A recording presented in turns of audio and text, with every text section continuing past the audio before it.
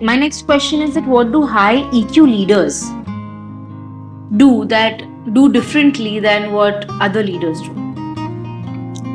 I would say they listen. They listen better. When I say listen, it's not only the auditory part of it. When I say listen, it has a more deeper meaning. When it means you're able to observe more, you're able to absorb more. So when two people are having a conversation, especially in a difficult situation, top leaders are able to decipher the unspoken. They're able to understand the body language better. They're able to navigate what the other person is not able to express, maybe. So that ways what happens is the leadership is able to connect with them much better and resolve the conflict. So that is something that is very much what a high EQ leader possesses, which a low EQ leader might not. I have seen such people, like I have seen such leaders. Experience teaches them that and their own awareness. Absolutely. Like, just imagine, like, if let's say one of your employees did something wrong by mistake. Now you have a choice that you can, either blow up on that person or try to understand. And to be able to understand when, especially when there is some damage done, to keep yourself calm, to try to resolve that problem to the best of, not just the organization but to the person as well. That is going to be key, because leadership means people follow. You don't dictate, follow me. So, would you say anger is a choice? I would say anger is a punishment a person gives themselves. There are so many feelings and emotions.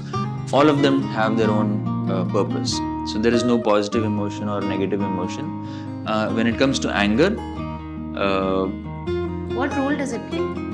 So anger is basically when you feel something has been, there is a loss, when you are being deprived of something, or when the expectation is something and when that expectation is changed or it doesn't get fulfilled. That time people tend to get angry. But at the same point in time, anger is something that can be managed, and anger should be managed well. Why? Because when you are in a state of anger, you are not able to think straight, and to be able to resolve a conflict, you have to gain control, or I would say manage your anger better. Actually, one of my teachers had told me that you wouldn't really get angry with a senior or with, let's say, the Prime Minister of India, and you can easily get angry on someone junior or someone like your sister or brother. So in that way, anger is a choice. Yeah, sometimes you don't have a choice. Like right now, if I get angry on the Prime Minister of India, there's no point about in getting angry. That's me. But you choose not to be angry because that's someone very senior. What choice do I have? Even if I do get angry with someone senior, let's say for example I'm working in a company. Let's say you're on the airport. Sorry.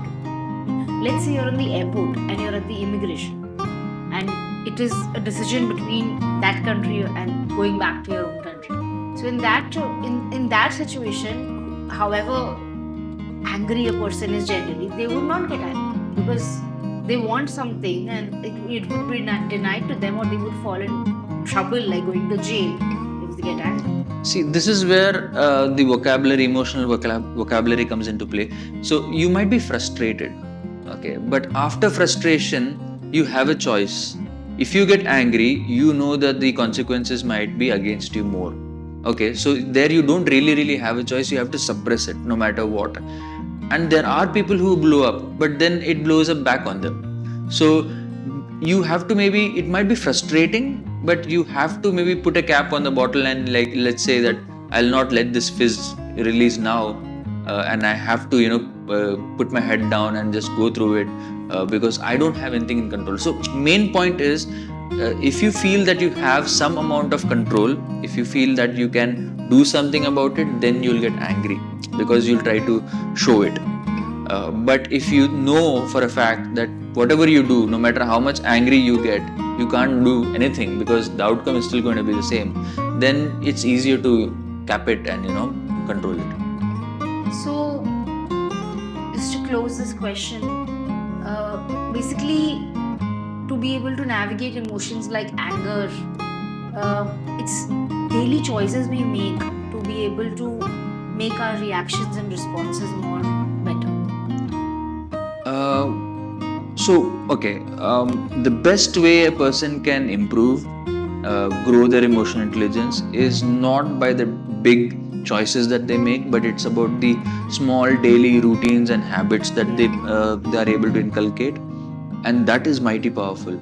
If someone really wants to improve or grow, if someone wants to reduce their let's say improve their hold on anger, then the daily practices and the daily behavioral rituals that they follow is going to be like a key factor in their growth. So, what is one daily habit that you would suggest so that someone can work on their emotional intelligence every day? I would say mindfulness, because everything starts from there. But when I say mindfulness, and when people normally hear mindfulness, the difference is that mindfulness needs to be all the time. You cannot choose to be mindful now and then not be mindful in some other situations. You have to train your brain to be mindful in all situations. If you're awake, you have to be mindful about what's your body posture, what are you saying, what are you understanding, reading the room, spatial awareness. All of that it's awareness. The more you are aware about yourself and your surroundings, the more information you can process, so the more better you can manage the situation. So awareness is going to be the key, and being mindful about it is very, very critical. So, this is for everyone out there what you can do every day to make yourself better.